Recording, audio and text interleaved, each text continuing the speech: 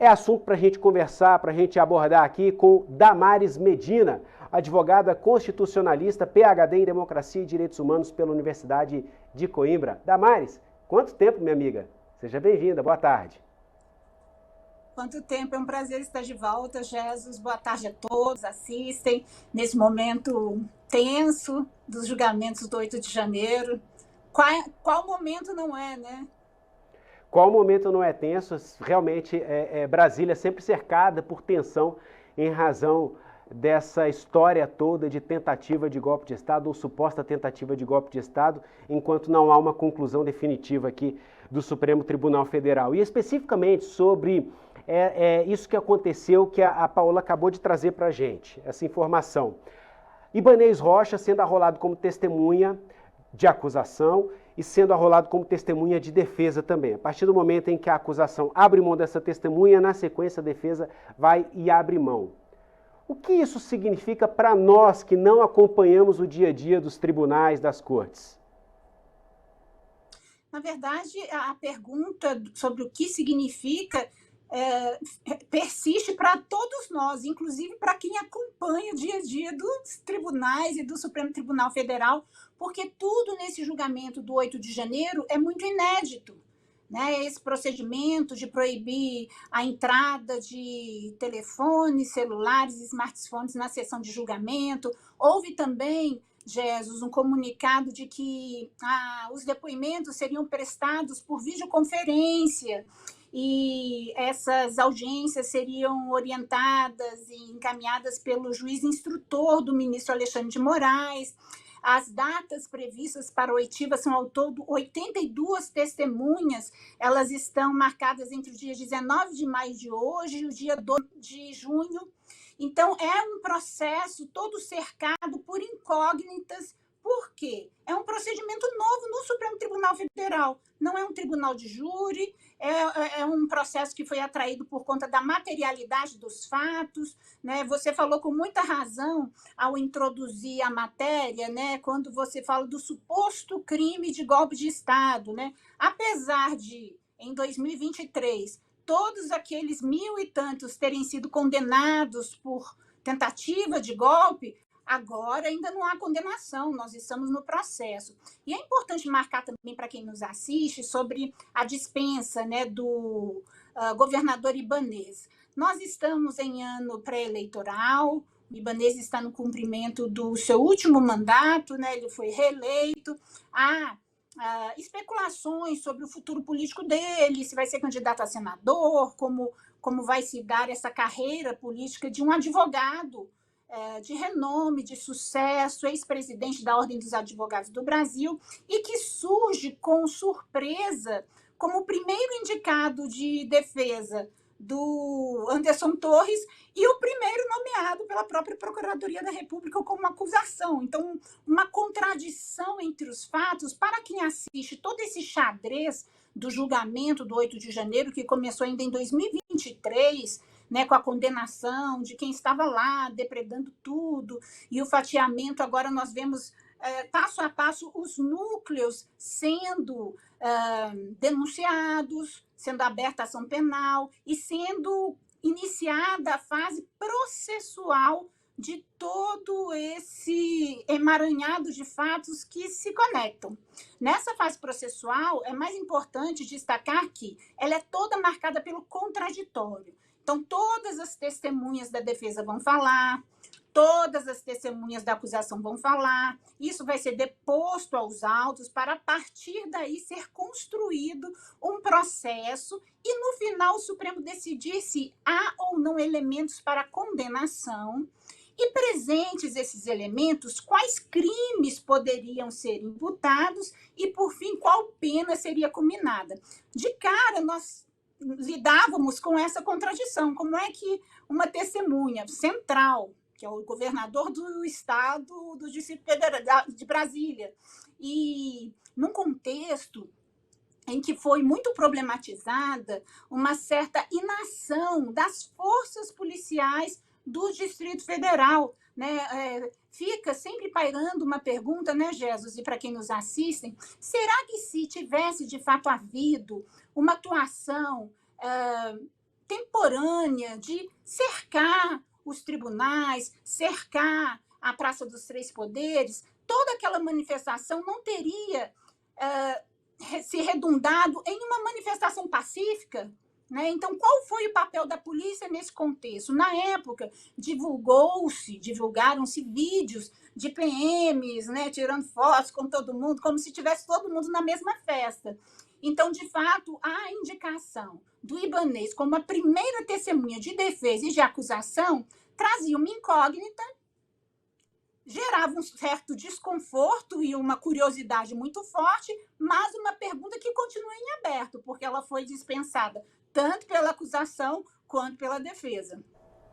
Damares, o Afonso Benites, nosso coordenador aqui do Poder Expresso, ele lembrou aqui mais uma singularidade, nesse pacote de singularidades, peculiaridades inerentes a essa ação penal em específico. Normalmente, o rito é o seguinte, é um juiz auxiliar do gabinete, no caso do Alexandre de Moraes, o relator, quem colhe esses depoimentos.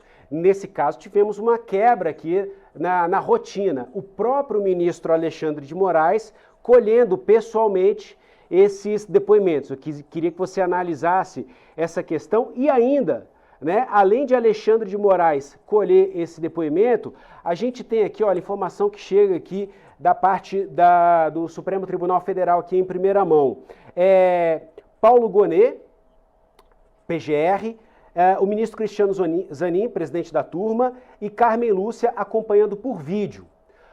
Luiz Fux também acompanha a primeira turma, disseram aqui que ele vai entrar agora por videoconferência, vai acompanhar também, vai aparecer o rostinho dele ali no mosaico dos participantes dessa sessão por videoconferência.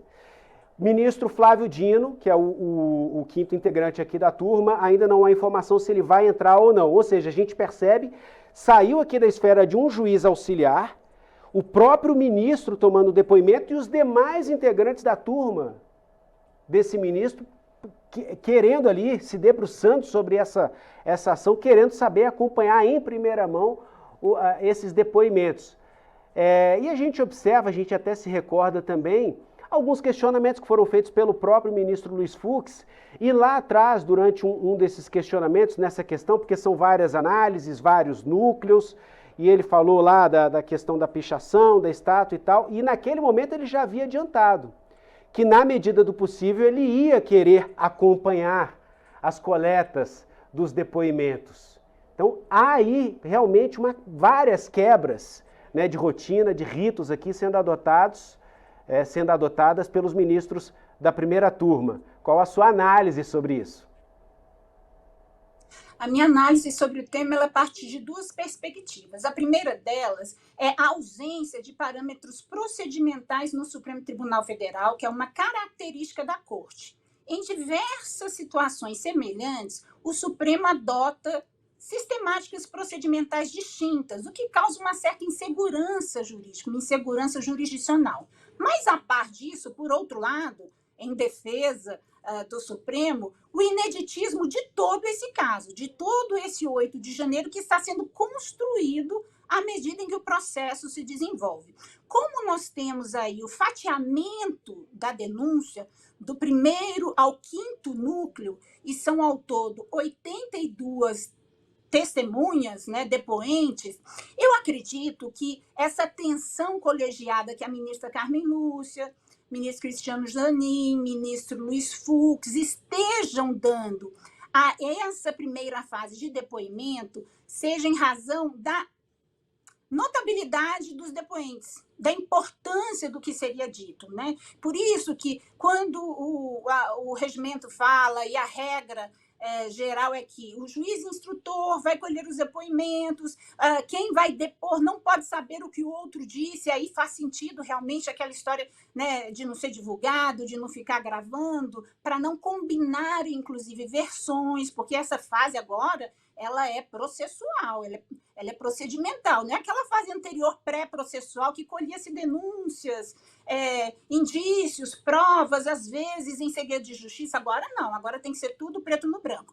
Então, como está No dia 19, hoje, sendo escutadas as testemunhas do primeiro núcleo, que é o central, que é o mais importante, eu acredito que esse cuidado da primeira turma, da colegialidade, de estarem lá os outros ministros acompanhando a condução desse interrogatório, desse depoimento, seja um esforço do Supremo Tribunal Federal de conferir mais transparência, mais legitimidade, né, mais responsabilidade, ou seja, não é uma função que eu vou delegar lá para o meu juiz instrutor, não. Eu vou coordenar diretamente esse depoimento, eu vou colher como relator, com toda a atenção que merece, porque nós estamos falando aqui do primeiro núcleo.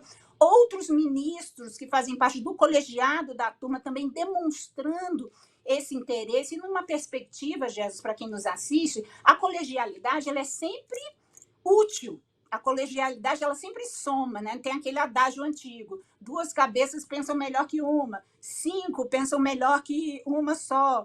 Por isso, inclusive, aquela discussão antiga que foi uma das principais preliminares da defesa dos acusados é de que o processo deveria ser julgado no plenário do Supremo Tribunal Federal, onde nós temos uma colegialidade de 11 ministros, dando um espectro decisório mais legitimado à decisão, como prevê a Constituição e o regimento interno do Supremo Tribunal Federal. Então, para fechar todo esse ciclo, apesar de ser uma excepcionalidade, apesar de excepcionalidades fazerem parte, excepcionalidades procedimentais, né, que não deveriam existir, fazerem parte do dia a dia do Supremo Tribunal Federal, todo julgamento do 8 de janeiro é um experimentalismo, porque ninguém contava com a invasão e depredação de todo o prédio da corte. Mas é sempre bom que os outros integrantes da primeira turma estejam atentos e acompanhando a coleta desse depoimento do núcleo 1, que é o central, que vai acontecer hoje, vai começar hoje, dia 19, e deve se estender aí até o dia 2/6, complementando lá as 82 testemunhas, que eu acho que são dos 5 núcleos ao todo. Damares, a Paola Cuenca está lá acompanhando dentro do STF e ela acaba de informar o seguinte: Éder Lindsay Magalhães Balbino, dono de uma empresa que teria auxiliado na produção de um material com suspeitas infundadas sobre as urnas eletrônicas, começou a ser questionado pelo PGR, pelo Procurador-Geral da República, Paulo Gonet. E ela mandou também aqui o seguinte: o advogado Jucado Braga Neto, que é o candidato a vice na chapa de Bolsonaro em 22, pede que as audiências sejam suspensas enquanto as defesas analisam todas as documentações que foram disponibilizadas nos últimos dias. Já o advogado Celso Vilardi, de Bolsonaro, também destacou que faz reforço ali à fala de Jucá. Moraes indeferiu esse pedido, essa questão. E ele disse o seguinte: Alexandre de Moraes, quero lembrar a todos que a denúncia feita pela PGR não utilizou nenhum desses documentos, áudios, vídeos, mídias. A primeira turma analisou a materialidade dos fatos e os indícios de autoria a partir da denúncia e das provas que vieram dos autos. E a gente observa aqui, mais uma vez, as defesas falando sobre o que seria a dificuldade de acessar determinados elementos de prova, questionando a legitimidade desde a investigação, passando pela denúncia, até a aceitação dessas provas ali no âmbito do Supremo Tribunal Federal. Como você analisa, então, mais uma vez, os advogados batendo nessas teclas? Numa perspectiva processual, Jesus, do processo penal, é uma estratégia já antiga, né? Se nós lembrarmos, antes do recebimento da denúncia em si, até da abertura da ação penal, houve uma altercação do ministro Alexandre de Moraes com um dos advogados de um dos acusados, que à época era até candidato à Ordem dos Advogados do Brasil, né? Não nesse contexto específico, mas no julgamento lá daqueles crimes e dos condenados, o assassinato da ex-deputada Marielle Franco, né?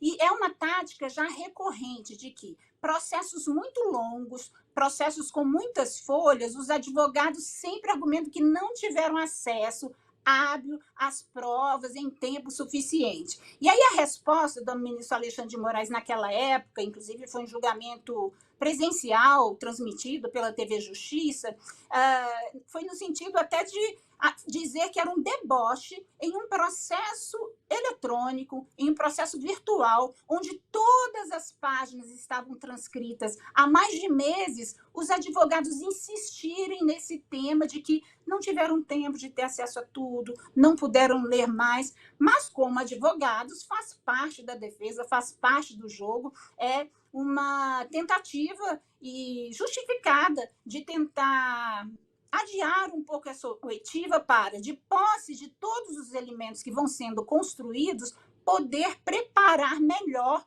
os seus depoentes. Mas isso não faz parte do jogo processual, porque a ideia do depoimento, a ideia da oitiva das testemunhas é o não arranjo, é a não combinação, é você escutar efetivamente o depoimento e não de posse de cotejo de um ou de outro para poder aí eventualmente articular uma narrativa que não corresponda necessariamente à realidade dos fatos. Então, de um lado, nós temos uma preliminar legítima, levantada pelo advogado, que está na prerrogativa de sua função, e, por outro lado, nós temos uma realidade de um processo digital, 100% virtualizado, cujo acesso está amplamente disponível a todos os advogados desde o começo do ano, quando as denúncias começaram a ser oferecidas. Então, e esse precedente do ministro Alexandre de Moraes, que tem adotado uma postura já bastante rígida e coerente com a que ele tem adotado em outros julgamentos de magnitude semelhante a esse. Não igual, porque realmente o 8 de janeiro é sem precedentes. Quando nós analisamos todas as ações penais do Supremo Tribunal Federal, nós vemos que em 2023 nós tivemos um total de 1.632 ações penais. Então, tudo no 8 de janeiro é excepcional. Em 2023, a gente vê esse pico gigante, a média era de 20, 30 ações por ano, então esse pico tem nome, que é 8 de janeiro. E em 2025, que foi o ano subsequente, veio esse fatiamento das ações penais dos demais núcleos, né? Nós já estamos alcançando em 2025 mais de 250 ações penais. E isso tem nome e sobrenome, é 8 de janeiro, e a forma que o Supremo está tentando lidar com isso, com a maior transparência, maior colegialidade possível, dado o ineditismo do fato na história democrática e antidemocrática brasileira também, porque nem na época da ditadura, né, se destruiu a sede do Supremo Tribunal Federal. Vamos seguir acompanhando Damares Medina, advogada constitucionalista, PhD em Democracia e Direitos Humanos pela Universidade de Coimbra. Muito obrigado mais uma vez pela sua participação aqui no Poder Expresso. Uma ótima tarde. Obrigada, Jesus. Obrigada a todo mundo que nos assistiu. Boa tarde para todo mundo e até breve. SBT News, o maior canal de notícias do YouTube.